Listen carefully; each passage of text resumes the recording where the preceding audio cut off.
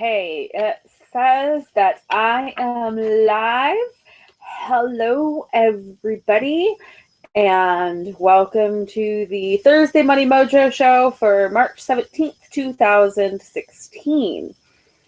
So I had a question from the group about essentially how to improve a relationship with money. And this is something that we really all want to talk to. Like, how can we improve our relationship with money? And I have lots and lots of thoughts and lots of ideas on this. And I'm trying to find the page right now. My computer's being slow.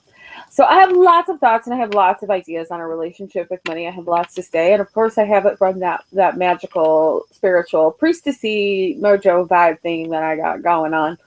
A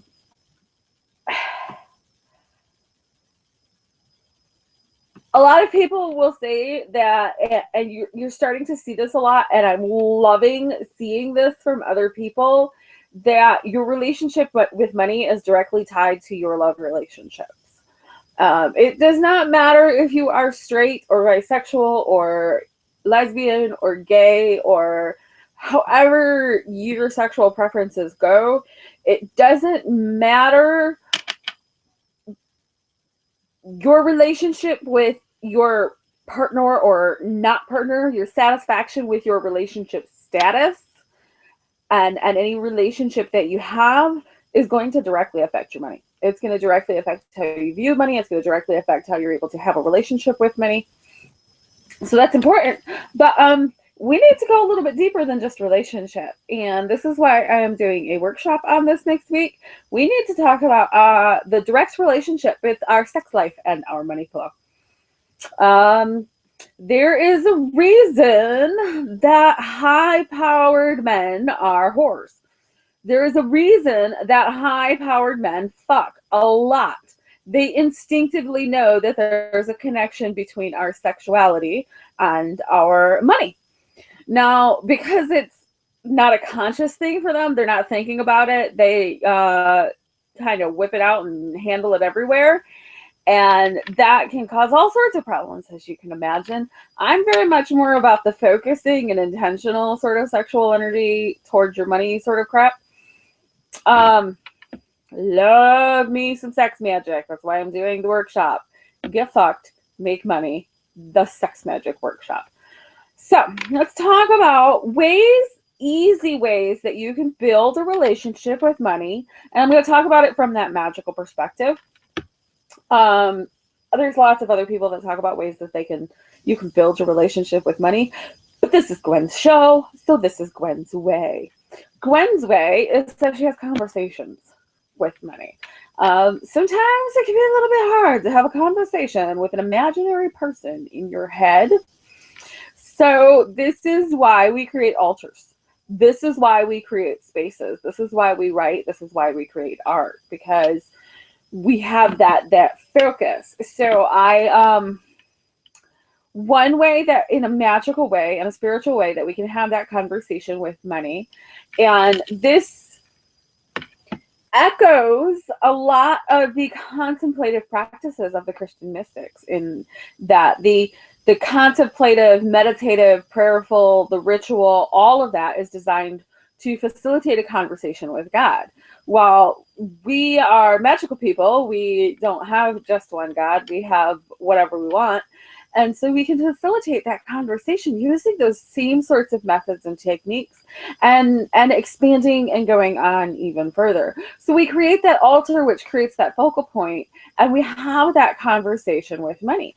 And a conversation is two ways. How do you have a two-way conversation with an imaginary person? Well, first you talk, and then you listen. You talk, and then you listen. The way that you listen when it's something like money or spirit or guidance or any of those non-people is to pay attention to the world, to pay attention to what's going on, not just while you're meditating, but at all times. You might do a session where you sit down at your altar and you do some work, and you give that dedication, and you do whatever it is that you're doing, and you have that conversation. You tell money, I know that this is how our relationship has been in the past.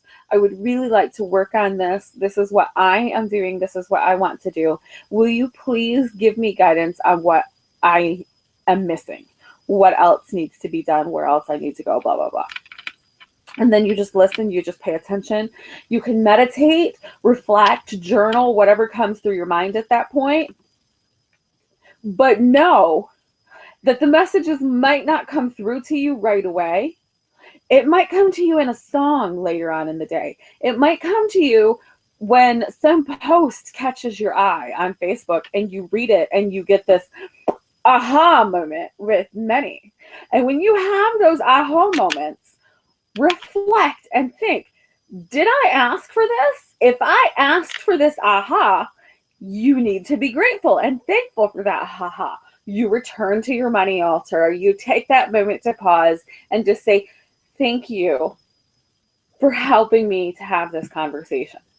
It keeps the conversation going. It keeps it moving. So I'm going to check the event page to see if anybody has commented or posted. I'm not sure. So let me check that real quick. And then I am going to do a little magical demo. It's not hard. I'm going to show you. I've talked about anointing my skull, and I've had a couple of people, am I doing it right? How do I do it? And I'm going to show you. It's really easy. Trust me, you can't do it wrong. So if we remember my skull, I showed you my little wood skull last week, and I had a contest in the group to name the skull. Nicole Westbrook was the winner. She said Scully. And besides the fact that I'm a sci-fi geek and the X-Files, I'm also the skeptic converter. So Scully won the day. This is Scully. This is my money spirit. This is the home for my money spirit. Skulls, any kind of skulls, are really good to be representative of the home for a spirit that you are working with. Whether you're working with the spirit of money, spirit of love, whatever. And when I say spirit, I mean whatever concept you're thinking of, whatever issue that you're working on, whatever you're working with. I have my money altar, so I have my little Scully, who is the sort of representative container. I'm not saying that money actually resides in there, though maybe, you never know. And so each week, and actually I do every day, I anoint Scully with 2 oils. I have, and these I got at the same time that I got Scully. This is the Millionaire oil. Couldn't tell you what's in it. I am actually working on my own formulations that I may or may not sell at one point.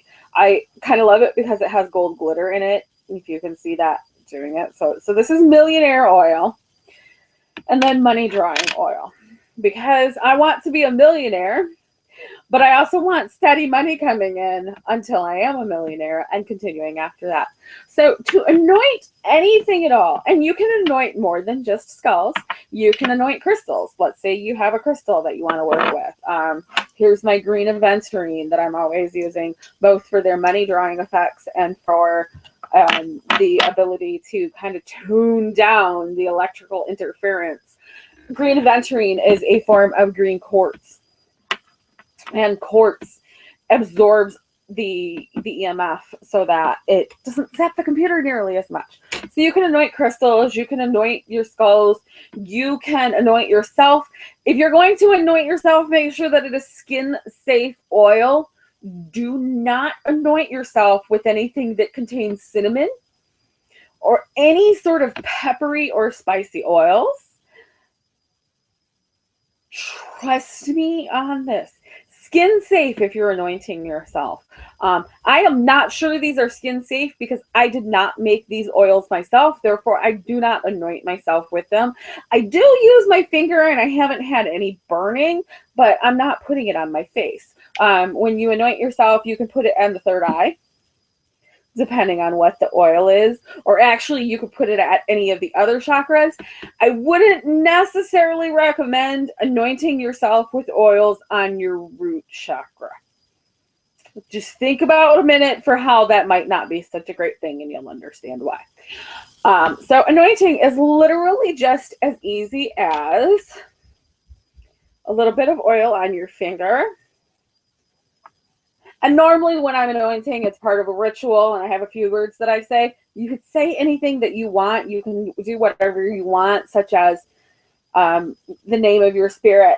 This is Scully, so I would say something like, Scully, thank you for being with me and assisting me throughout this last week.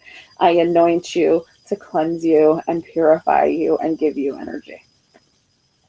Or whatever words come to you, whatever you feel like, whatever you want. You can say the same thing every time. You can say something different every time. I tend to be pretty spontaneous, so it just kind of depends whatever's coming. That felt kind of awkward, but I'm on camera and I've never done anything ritual on camera before. So then I just take the other oil, and what I do with my Scully is one of the oils I put on the top of the skull, right here at the top of the skull, which represents the crown, and so that connection to the divine. So we anoint with the oil to symbolize that information coming from the divine. And then the second oil I will anoint on the mouth for clear communication and messages.